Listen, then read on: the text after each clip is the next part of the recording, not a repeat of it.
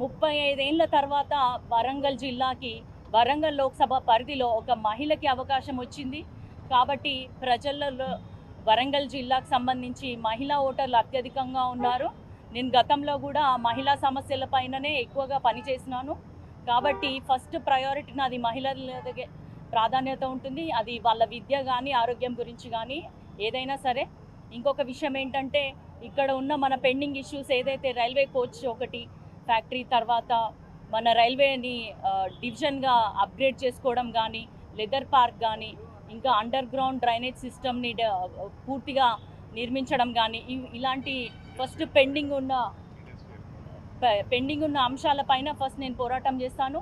మనది ఒకటి educational hub, IT hub, అలాగే ఇండస్ట్రియల్ హబ్గా కూడా తీర్చిదిద్దడానికి నేను నా శాయశక్తుల ప్రయత్నిస్తాను. మీ ఇంటి ఆడబిడ్డగా నన్ను దీవించి ఖచ్చితంగా మే 13వ తారీఖు నాడు డాక్టర్ కడియం కావ్య చేతి గుర్తుకు ఓటేసి అత్యధిక మెజార్టీతో గెలిపించాలని కోరుతున్నాను.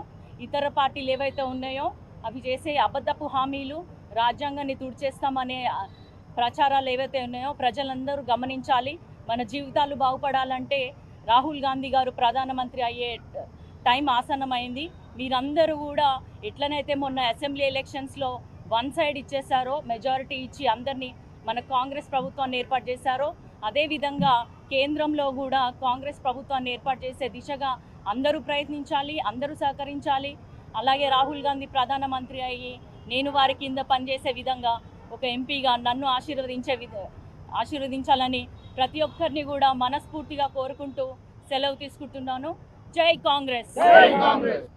కాంగ్రెస్ పార్టీ ఒక తెలంగాణ రాష్ట్రానికి ఏర్పాటు చేసిన పార్టీగా, స్వతంత్రం తెచ్చిన పార్టీగా, ఈ దేశం కొరకు ఇందిరాగాంధీ, రాజీవ్ గాంధీ ప్రాణ త్యాగాలు చేసిన పార్టీగా, అదేవిధంగా రాహుల్ గాంధీ, సోనియా గాంధీ ప్రధానమంత్రి అవకాశం వచ్చిన ఈరోజు మన్మోహన్ సింగ్ అవకాశం ఇచ్చి దేశాన్ని కాపాడుకుందామని ఈ దేశం కొరకు మతం పేరుతో, కులాల పేరుతో చిచ్చు పెట్టి 10 సంవత్సరాలు రైతులను 760 మందిని పొట్టన పెట్టుకొని నిరుద్యోగ యువతకు సంవత్సరానికి 2 కోట్ల ఉద్యోగాలు ఇస్తా అని ఇవ్వకపోవడం, ఈరోజు 20 కోట్ల ఉద్యోగాలు నిరుద్యోగ యువతలో ఈరోజు మంటలు లేపి, చిచ్చులు లేపి, కరోనా సమయంలో కూడా ఈరోజు మనుషులకు వేసే ఇంజెక్షన్స్ కూడా ఈరోజు మొత్తము అవినీతిమయం చేసినటువంటి బీజేపీ ప్రభుత్వాన్ని ఎండగట్టవలసినటువంటి అవసరం, ఆవశ్యకత మే 13వ తారీఖున ఉంది. ఈరోజు వరంగల్ గడ్డ, విప్లవాల గడ్డ, ఉద్యమాల గడ్డ, పోరాటాలకు అడ్డ మీద పుట్టినటువంటి బిడ్డ ఈరోజు ఈ యొక్క స్వతంత్రం తెచ్చినటువంటి పార్టీకి రాహుల్ గాంధీని ప్రధానమంత్రిగా చేసుకొని ఈరోజు వరంగల్ పార్లమెంట్లో ఉన్న 7 నియోజకవర్గాలలో అన్ని వర్గాల ప్రజలు, మేధావులు, కవులు, కళాకారులు, అన్ని వర్గాల ప్రజలు కూడా దయచేసి గమనించి ఈరోజు ఒక ఉద్యమ పార్టీగా వచ్చి 1200 మంది బిడ్డలకు సాయం చేయకపోవడమే కాకుండా రైతాంగాన్ని 8000 మంది పొట్టన పెట్టుకున్న రైతులకు సాయం చేయడమే కాకుండా ఈరోజు వరదలు వచ్చినప్పుడు ఉమ్మడి జిల్లాలో మోరంచపల్లె మునిగి అనేక గ్రామాలు మునిగినప్పుడు కిషన్ రెడ్డి కేంద్ర మంత్రిగా వచ్చి ఈరోజు కోతలు కోసిపోవడం, ఒక్క రూపాయి కూడా సాయం చేయలేని బీజేపీ ప్రభుత్వం ఈరోజు, అదేవిధంగా బీఆర్ఎస్ ప్రభుత్వం కూడా కనీసం వరదలు వచ్చి నీట మునిగి మనుషులు కొట్టుకపోయినా, పశువులు కొట్టుకపోయినా అప్పటి ముఖ్యమంత్రి, మంత్రులు పట్టించుకోకుండా ఈరోజు పొలాలు ఎండిపోతున్నాయని చెప్పి ఊసర వెళ్ళి పర్యటనలు చేస్తూ ప్రజలను మభ్యపెట్టడానికి కాంగ్రెస్ పార్టీ ఒక పసిగుడ్డు సమయం 3 నెలలు 90 రోజుల సమయంలో 6 గ్యారంటీ పథకాలు, 5 గ్యారంటీ పథకాలను అమలు చేసి మిగులు రాష్ట్రాన్ని 16,500 కోట్ల మిగులు రాష్ట్రాన్ని 7 లక్షల కోట్ల అప్పు చేసి, కాళేశ్వరం ప్రాజెక్టుతో అవినీతి చేసి, కరెంటు అప్పుతో 85,000 కోట్లు తెచ్చి అప్పు చేసి ఈరోజు నిరుద్యోగ యువతకు మోసం చేసి ఈరోజు అనేక ఇంటికో ఉద్యోగమని ఉద్యోగం ఇవ్వకుండా ఖాళీగా ఉన్న 2 లక్షల ఉద్యోగాలు నింపకుండా ఈరోజు రైతాంగానికి 1,00,000 రూపాయల రుణమాఫీ 10 సంవత్సరాలు గుంజుకొచ్చి 1,00,000కు 1,00,000 ఈరోజు రైతాంగాన్ని మోసం చేయడం తప్ప నిరుద్యోగ భృతి ఇస్తాని ఇవ్వకుండా ఈరోజు దళారి మాటలు మాట్లాడుతూ 120 రోజుల ప్రభుత్వానికి మార్చి 16వ తారీఖు నాడు ఎన్నికల షెడ్యూల్ వచ్చిన సందర్భంలో వీళ్ళు ఎన్నికల ముందు ఇచ్చిన హామీలు నెరవేర్చలేదని చెప్పడం, వాళ్ళు ప్రతిపక్షాల అదేవిధంగా సిగ్గుసేటని సందర్భంగా తెలియజేస్తూ రేవంత్ రెడ్డి గారి నాయకత్వంలో చెప్పినటువంటి మాట అమలు చేస్తాం. ఈ పార్లమెంట్ నియోజకవర్గానికి చెందినటువంటి మేధావులారా, కవులు, కళాకారులు, అన్ని వర్గాల ప్రజలకు చిత్తశుద్ధితో మేము అమలు చేసి తీరుతాం.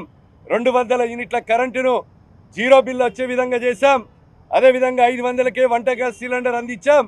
ఈరోజు 7వ తారీఖు ప్రమాణ స్వీకారం చేసిన రోజున్నే మేమందరం కూడా ఉచితంగా ఆడబిడ్డలందరికీ బస్సు ప్రయాణం చేశాం. 10 లక్షలతో ఆరోగ్యశ్రీ పథకాన్ని చేశాం. భద్రాద్రి సన్నిధిలో భద్రాచలంలో 4 లక్షల ఇండ్లు నియోజకవర్గానికి 3,500 చొప్పున అమలు చేశాం. ఆగస్టు 15వ తారీఖు రోజున చిత్తశుద్ధితో 2 లక్షల పంట రుణం కూడా మాఫీ చేసి తీరుతాం. ఖాళీగా ఉన్న 2 లక్షల నిరుద్యోగ ఉద్యోగాలు కూడా నింపడం జరుగుతుందని తెలియజేస్తూ సోదరుమణి కడియం కావ్యకు చేతి గుర్తు మీద ఓట్లేసి బ్రహ్మాండమైన మెజార్టీతో గెలిపించాలని పార్లమెంటు నియోజకవర్గ మరి ప్రజలందరికీ ఓటర్లకు విజ్ఞప్తి చేస్తా ఉన్నాం. గోవింద హరి గోవింద బిఆర్ఎస్ గోవింద గోవింద హరి గోవింద కేసీఆర్ గోవింద. పెద్దలారా, ఎందుకంటున్నా అంటే నేను ఒకరు ప్రజాకవి, చాలా మనం ప్రేమతో చూసుకున్న కవి గారు మా యొక్క కాంగ్రెస్ పార్టీ పథకాలన్నీ గోవింద అంటున్నాడు. కాబట్టి ఇక ఒక కుంటికాలతో వచ్చిన ఏకాకి అంటే కుట్టికాకి మళ్ళీ ప్రజల్లోకి వస్తున్నాడు. కేసీఆర్ మోసపూరితమైన మాటలతో రైతులను ఆదుకుంటున్నాం, రైతులను మేమే ఆదుకున్నామని చెప్పి మోసపూరితమైన మాటలు మళ్ళీ వస్తున్నాడు. ఆ కుంటికాలి కాకిని ఎవరు నమ్మరు, ఆ యొక్క గుంటనక్క మాటలు ఎవరు నమ్మరు.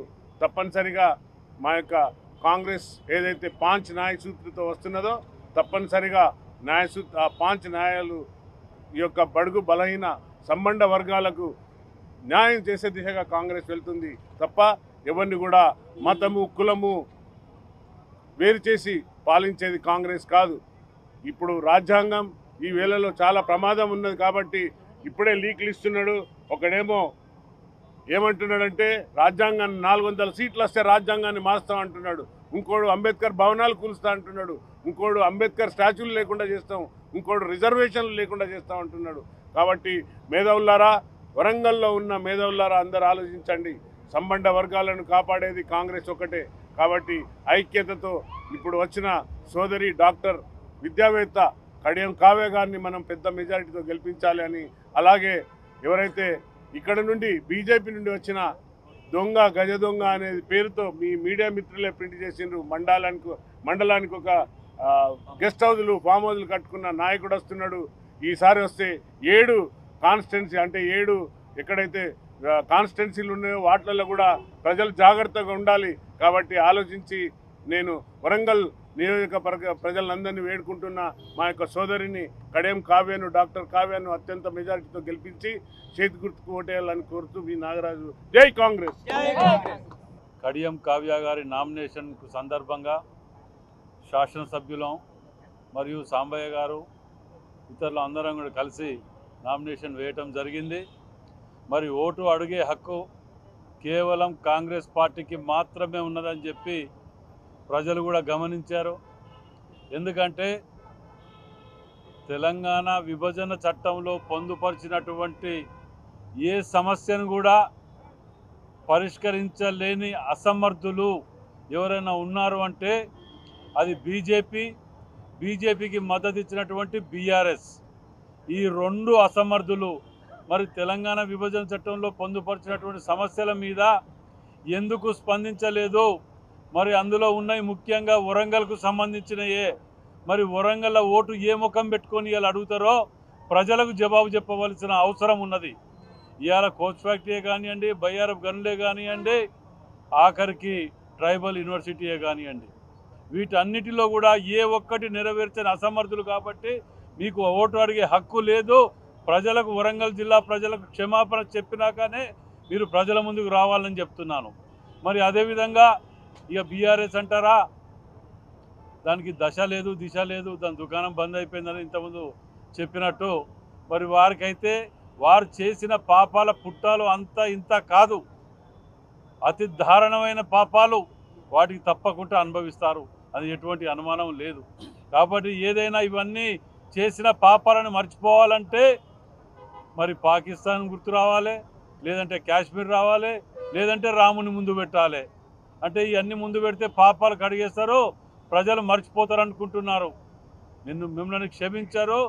మేము కూడా కాంగ్రెస్ పార్టీ నుంచి మేము అడుగుతున్నాం. ఇవాళ మేము వీళ్ళు 10 ఏళ్లలో చెయ్యండి 4 నెలల్లో చేసి చూపిస్తున్నాం. ఓటు అడిగే హక్కు కేవలం కాంగ్రెస్ పార్టీకి మాత్రమే ఉన్నది.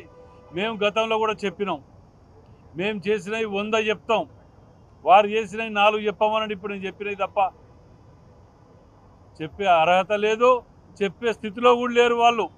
కాబట్టే ఒక సెంటిమెంటల్గా దేవుళ్ళను పెట్టడం, లేదు ప్రాంతీయ తత్వాలను రెచ్చగొట్టడం, కుల మతాలను రెచ్చగొట్టడం, వాటికి అలవాటు పడిపోయినారు వీళ్ళు ఇవాళ. కాబట్టి ప్రజలారా, మేధావులారా, విద్యార్థులారా, మీరందరూ గమనించవలసిన బాధ్యత ఉన్నది. ఈసారి కనుక మనం ఏదైనా తప్పటడుగు కనుక జరిగితే అది యావత్ భారతదేశానికే ప్రమాదం ఉన్నది. దాన్ని గమనించవలసిన బాధ్యత ముఖ్యంగా పట్టణ ప్రజలకు. ఆ మైఫిల్లో పడకండి. ఏమి చేసిండ్రు దేశానికి కానీ పట్టణానికి కానీ ఏమి చేసిండ్రు అని నిలదీయండి. అంతేగాని రాముని పేరు పెట్టుకోనో లేకపోతే మేము ఛాయ్ బేచాం ఛాయ్ వాలానో అని ఒక సెంటిమెంటల్గా పోతే మనం చాలా నష్టాలలో పడే ప్రమాదం ఉన్నదని గమనించాలని విజ్ఞప్తి చేస్తున్నాం.